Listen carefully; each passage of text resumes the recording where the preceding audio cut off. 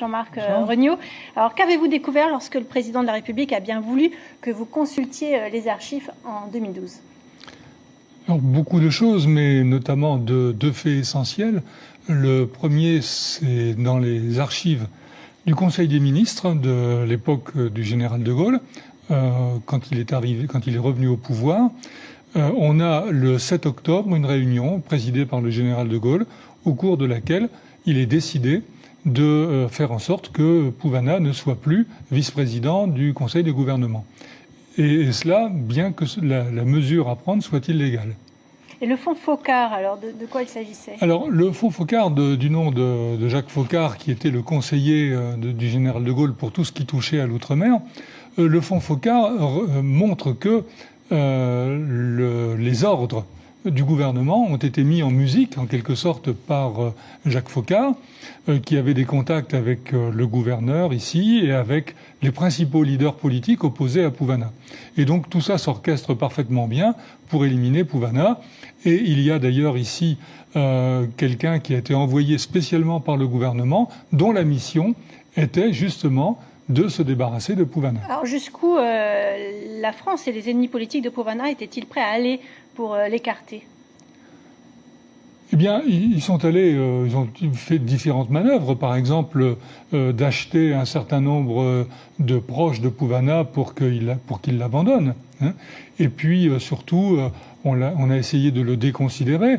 Bon, pendant la campagne du référendum de 58 qui devait décider si la Polynésie resterait dans la République ou pourrait devenir indépendante, eh bien Pouvana n'a pas pu faire la propagande qu'il voulait.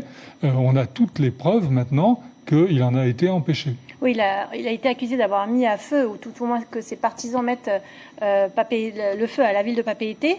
Que s'est-il passé en réalité ?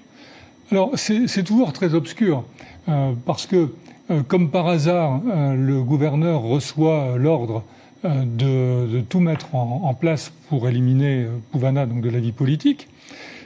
Et en même temps, on est allé plus loin, puisque finalement, il a été arrêté et exilé. Mais l'affaire de l'incendie est assez difficile à saisir, et c'est pour ça qu'il y aura sans doute un problème peut-être au moment de la révision de son procès. C'est que plusieurs personnes ont témoigné en disant qu'ils l'avaient entendu demander d'incendier. Or, c'est assez invraisemblable dans la mesure où, plusieurs jours avant donc son arrestation, la gendarmerie avait des espions chez Pouvana. Or, le soir où on décide d'arrêter Pouvana, on prévient le capitaine de gendarmerie, on met le feu à la ville. Et il dit « La nouvelle me parut si énorme qu'il n'y a pas cru sur le coup ». Alors comment des gens peuvent-ils avoir entendu Pouvana demander d'incendier alors que la gendarmerie qui avait des espions là, eux, ne savaient pas ?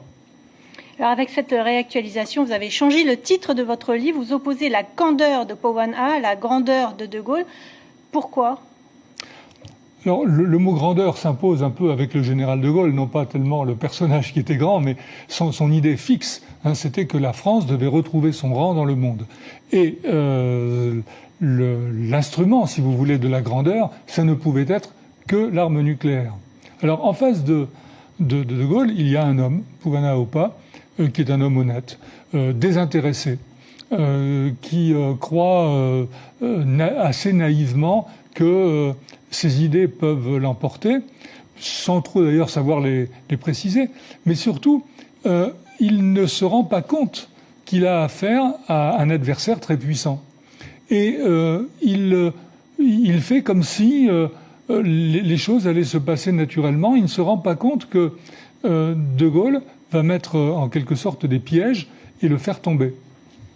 C'est pour ça donc que la candeur, ce n'est pas un terme péjoratif.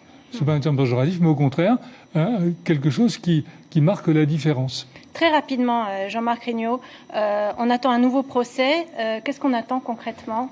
Est-ce qu'on a du nouveau ? C'est pas tout à fait un nouveau procès, parce que bon, l'affaire est très ancienne. Il s'agit simplement alors c'est ce qu'on a fait dans le livre, montrer tous les éléments nouveaux, et en posant la question, est-ce que si les jurés de l'époque avaient eu ces éléments sous les yeux, aurait-il prononcé le même jugement? Et la Cour de cassation donc devra se prononcer là-dessus. Est-ce que ces éléments qu'on a apportés sont suffisamment probants pour proclamer son innocence? On n'a pas de délai, on n'a pas de date. Il n'y aura pas de procès, pas de nouveau procès, il y aura une simple décision. Et alors, pas de date, si, hein, en quelque sorte, puisque en général, les révisions prennent 5 ans. Ça fait déjà 2 ans que le ministre de la Justice l'a engagé, donc il reste environ 3 ans sûrement à attendre. Merci beaucoup Jean-Marc Regnault d'avoir accepté de nous présenter votre livre ce soir, Pauvan A et De Gaulle, la candeur et la grandeur aux éditions Happy Tahiti. Et ce samedi 22 octobre de 9h à midi, vous serez à la librairie Archipel pour dédicacer cet ouvrage. Merci beaucoup. Merci.